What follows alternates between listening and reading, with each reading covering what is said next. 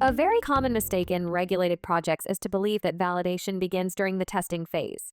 This occurs in computerized systems validation with functional testing, process validation, cleaning validation, analytical validation. However, in reality, validation starts much earlier than testing.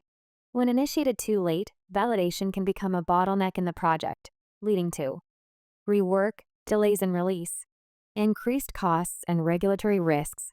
Regardless of the type of validation, all follow the same fundamental principle. First, it is necessary to understand and develop the process. This means defining the product or system, the process to be used, the parameters that influence the outcome, and the expected quality criteria in the modern pharmaceutical industry. This understanding mainly occurs in stage 1 of validation, process design, as described by the FDA. At this stage, the following are defined: critical quality attributes, CQAs, of the product, critical process parameters, CPPs, and the scientific rationale that connects process and quality. This knowledge is developed based on experimental data, scientific knowledge, and quality risk management. These concepts are part of the approach known as quality by design. After understanding the process, stage 2 of validation begins, also called process qualification. At this stage, studies are conducted to confirm that the process is capable of consistently producing results. This includes, for example, process qualification batches, cleaning studies, equipment qualification, computerized system validation. For these studies to be properly executed, it is essential that the following are clearly defined: what will be validated, the requirements and specifications, the acceptance criteria, and the tests needed to demonstrate compliance. Without these prior definitions, validation tends to generate uncertainties, protocol revisions, and repetition of studies. In computerized systems validation, the process begins with defining the user requirements specification, known as URS. The URS defines what the system must do based on business processes. From the URS, the following are performed: risk assessment, validation planning, functional and technical specifications, and the tests required to demonstrate that the system meets the requirements. When validation begins only after the system has already been implemented, issues often arise such as the need to adjust configurations, redefinition of tests, documentation revisions, or even limitations in system use. In manufacturing process validation, the principle is the same. Validation begins during the process development phase, within the quality by design concept.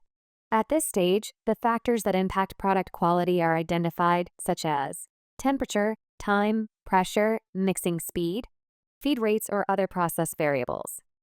These parameters are evaluated to identify which are critical process parameters, CPPs, meaning those that may impact critical quality attributes, CQAs. Based on this scientific understanding and risk analysis, the following are defined: process specifications, operating limits, required controls, and the process qualification plan.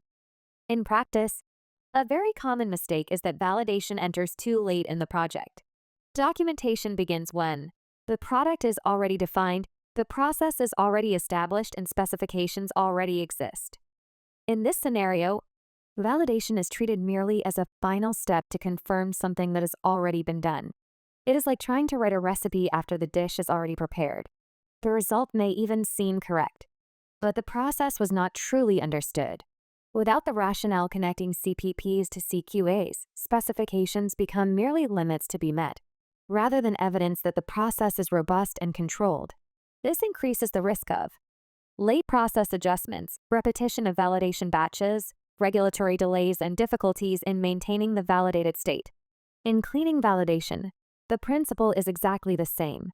Validation begins during the development of the cleaning procedure, when the following are defined: cleaning agents, cleaning process parameters, sampling methods, swab or rinse, and analytical methods used to detect residues. The following must also be defined in advance: acceptable residue limits, based on toxicological evaluation or appropriate scientific criteria, and recovery factors for sampling methods.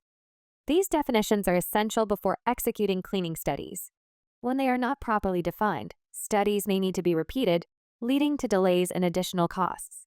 Benefits of starting validation at the right time. When validation is integrated from the beginning of process or system development, the benefits are clear: reduced rework, lower risk of project delays, increased development efficiency, greater scientific robustness, and greater confidence in regulatory compliance. In summary, validation does not begin with testing, inspections, or laboratory analyses. It begins when the process or system is being conceived and developed based on scientific understanding, risk management, and clear definition of requirements and acceptance criteria. This principle applies to computerized systems, manufacturing processes, cleaning equipment, analytical methods, and any element that impacts product quality. When started correctly, validation stops being a bottleneck and becomes a strategic tool to build quality into the process. Because, in the end, quality should not only be tested. It must be designed and built from the beginning. In today's highly digitalized pharmaceutical environment, processes, equipment, and computerized systems are deeply integrated. Therefore, understanding the right moment to start validation is essential for the success of any regulated project.